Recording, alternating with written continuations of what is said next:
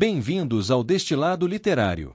Toda vida conta uma história, e algumas são tão fascinantes que merecem ser lidas, analisadas e, é claro, destiladas. Nesta playlist vamos explorar trajetórias inspiradoras, polêmicas e transformadoras de grandes figuras, escritores visionários e personalidades que marcaram épocas. Cada episódio traz reflexões sobre seus desafios, conquistas e o impacto que deixaram no mundo. Afinal, entender a jornada de alguém é também uma forma de nos conhecermos melhor. Então, prepare-se para mergulhar nessas vidas extraordinárias e descobrir as histórias por trás das histórias. E não esqueça de se inscrever no canal para não perder nenhum episódio. Vamos dar início ao destilado de hoje. O livro Jesus, a biografia, de Jean Christian Petit-Fils, faz uma tentativa de entender quem foi realmente Jesus de Nazaré, focando mais na sua humanidade do que nas interpretações religiosas que surgiram depois de sua morte e ressurreição. O grande desafio, claro, é como fazer isso, já que as fontes principais que temos para reconstruir sua vida são bem conhecidas. Os 4 evangelhos canônicos, ou seja, os livros de Mateus, Marcos, Lucas e João. A igreja primitiva considerava esses textos como confiáveis e inspirados por Deus. Além disso, temos algumas cartas apostólicas, textos apócrifos, aqueles que não entraram no cânon oficial da Bíblia, e raras menções de autores não cristãos, como o historiador judeu Flávio Joséfo, além de alguns fragmentos da Misná, que é uma compilação de ensinamentos judaicos da época.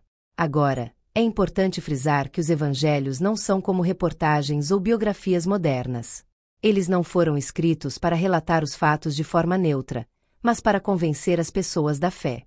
A principal mensagem era mostrar que Jesus, que foi crucificado, na verdade ressuscitou e continua vivo. Para os primeiros cristãos, a morte de Jesus significava que ele havia vencido a morte e estava chamando seus seguidores para o reino de Deus. Como o apóstolo Paulo disse, se Jesus não tivesse ressuscitado, toda pregação e fé seriam em vão. Então, como um historiador pode tentar separar o Jesus histórico dessa imagem de Cristo glorificado? Petit-Fils reconhece que é praticamente impossível escrever uma biografia completa de Jesus.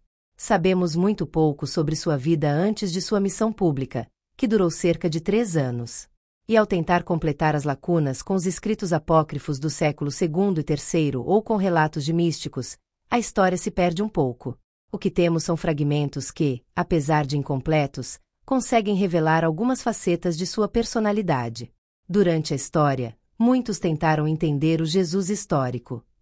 Houve uma fase conhecida como a Escola dos Costumes Liberais, que durou até 1906. Depois, chegou o momento Bultmann, com o famoso teólogo Rudolf Bultmann.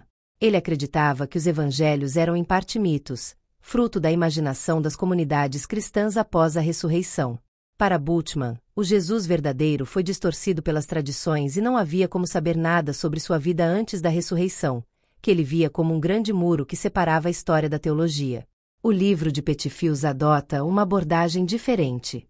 Ele quer analisar os fatos de forma histórica, tentando entender os acontecimentos e buscando possíveis explicações para o que aconteceu, mas sem afirmar que Jesus é, de fato, o Filho de Deus. Ele observa os detalhes dos relatos e se pergunta sobre o significado dos eventos. Por exemplo, no caso da ressurreição, o historiador pode investigar o que as testemunhas disseram ou o que o sepulcro vazio poderia significar, mas ele não pode afirmar, com base em sua metodologia, que Jesus ressuscitou como um ato divino.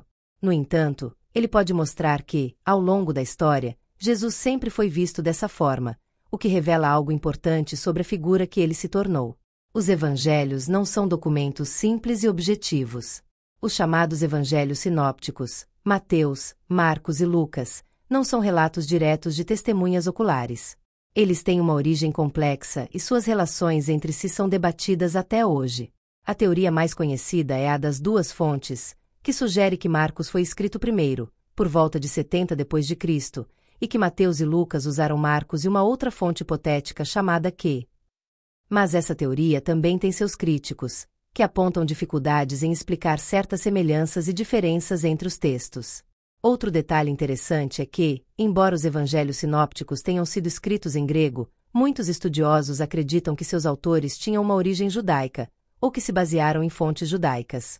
Isso fica evidente no estilo e nas palavras usadas, que contêm traços de hebraico ou aramaico. Alguns até sugerem que os evangelhos podem ter sido escritos muito mais cedo do que se pensava, talvez até durante a vida de Jesus, com as primeiras versões sendo anotadas em tabuinhas de cera. Já o Evangelho de João, que é bem diferente dos sinópticos, é considerado uma obra de uma testemunha ocular. João não repete o que os outros evangelistas disseram, mas traz sua própria perspectiva sobre os acontecimentos, provavelmente com base em suas próprias experiências. Muitos historiadores hoje reconhecem que o Evangelho de João, apesar de ter um tom teológico mais profundo, é também o mais confiável em termos históricos, pois ele oferece detalhes sobre locais, costumes e eventos que coincidem com o que sabemos pela arqueologia e outras fontes externas. João tem uma forma própria de contar a história de Jesus, com muitos símbolos e significados profundos. Para ele, um evento não é apenas um fato histórico, mas um sinal de algo mais profundo e transcendente. Ele não inventa os fatos, mas vê na vida de Jesus uma revelação divina. Detalhes como o erro gramatical de Pilatos no Evangelho de João, por exemplo, são vistos como uma pista de que ele estava registrando palavras e acontecimentos com precisão histórica. Enquanto isso, os evangelhos sinópticos foram escritos com foco maior na pregação e na catequese, e não na reconstrução precisa dos fatos. Isso levou os evangelhos sinópticos a tomarem algumas liberdades com a cronologia dos eventos, organizando-os de forma temática. Por exemplo, enquanto os sinópticos apresentam o ministério de Jesus como algo que durou cerca de 1 ano, João nos dá a entender que ele durou mais de 3 anos. Apesar de suas diferenças, os 4 evangelhos são as principais fontes que temos para entender quem foi Jesus. Outras fontes, como as cartas de Paulo, nos ajudam a compreender a fé das primeiras comunidades cristãs, mas oferecem pouco sobre a vida de Jesus antes da crucificação. Os evangelhos apócrifos, por sua vez, têm um valor histórico bem limitado e muitas vezes refletem crenças populares ou ideias gnósticas que surgiram depois. Fontes como os manuscritos do Mar Morto, descobertos em Cura, são valiosas para entender o contexto judaico da época de Jesus. Elas mostram que o cristianismo surgiu dentro de um cenário de expectativas e crenças judaicas, o que ajuda a reforçar a ideia de que os evangelhos têm raízes semíticas. No fim das contas, o livro reconhece que, apesar de todo o trabalho de análise histórica, ainda há um mistério em torno de Jesus. A experiência da ressurreição, por exemplo, transformou seus discípulos em testemunhas radiantes de algo que o historiador não pode capturar. A pergunta que Jesus fez aos seus discípulos, mas vocês, quem dizem que eu sou? Ainda permanece aberta, e cada um deve encontrar sua própria resposta. O que Petfius tenta fazer, então, é traçar um retrato plausível e histórico de Jesus com base nas fontes que temos, reconhecendo suas limitações e as dificuldades em chegar a uma biografia completa, mas ainda assim afirmando que é possível aproximar-se de uma figura histórica sólida. Petfius não responde quem foi Jesus no sentido absoluto, mas nos convida a seguir os rastros deixados por ele na história, mesmo que envoltos em névoas de fé, mito e mistério. Boa leitura!